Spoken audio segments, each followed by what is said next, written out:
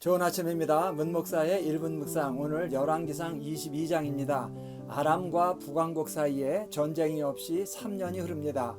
참 이상하죠? 아합은 권력을 앞세워서 부당하게 폭력을 행사해서 나봇을 죽이고 그의 재산을 강탈했습니다. 이스라엘 왕으로서는 말할 것도 없고 한 인간으로서도 절대 해서는 안 되는 악행을 저질렀습니다. 그런데도 수년간 전쟁 없는 평화의 시절이 지속됩니다. 별일 없는 걸까요? 괜찮은 걸까요? 하나님도 모른 척 넘어가 주시는 걸까요? 그럴 리가 있겠습니까? 유다왕 여호사밧이 아합을 방문했을 때 아합은 여호사밧에게 한 가지 제안을 합니다. 함께 힘을 합쳐서 아람을 치고 길르앗 라못을 탈환하자는 것이었습니다. 여호사밧은 이 제안을 흔쾌히 수락합니다.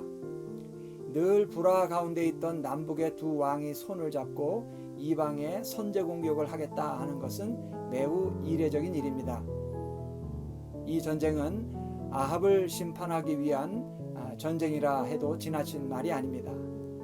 결국 전장에서 아합은 아람 군사 한 사람이 무심코 쏜 화살에 맞아 목숨을 잃고 맙니다. 그런데 아합과 여호사밧이 전쟁에 나가게 되는 과정이 흥미롭습니다. 아람과의 이 전쟁을 해야 할지 말아야 할지를 놓고 여호사밧과 아합은 선지자들의 견해를 묻습니다. 먼저 아합의 선지자들 400명이 말합니다. 전쟁에서 반드시 이길 것이니 주저하지 말고 전쟁을 시작하라고 합니다. 사실 이들은 왕의 입맛에 맞는 말만 전하는 거짓 선지자요 어용 선지자입니다. 400명이 하나같이 전쟁은 하나님의 뜻이라면서 찬성을 하니 더 이상 다른 말이 필요 없을 것 같은데 어찌된 일인지 여호사밧은 다른 선지자의 말도 들어보자고 합니다.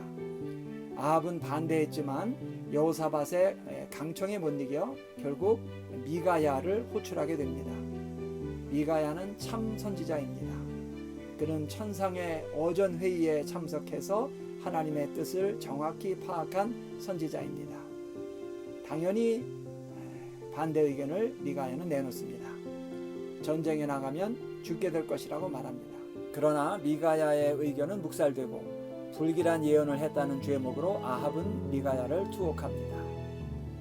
아합이 전쟁에 나가서 죽게 되는 것은 하나님의 심판입니다. 그런데 전쟁에 나가서 죽는 일보다 먼저 내려지는 심판이 있습니다. 참된 선지자를 통해 주시는 하나님의 말씀을 거절하는 것입니다. 참 진리를 외면하고 교원 형색으로 포장된 거짓 선지자들의 말에 귀를 기울이게 되는 겁니다. 하나님의 말씀이 거짓처럼 들리고 거짓이 하나님의 말씀처럼 귀에 들어옵니다. 그것보다 무서운 심판은 없습니다.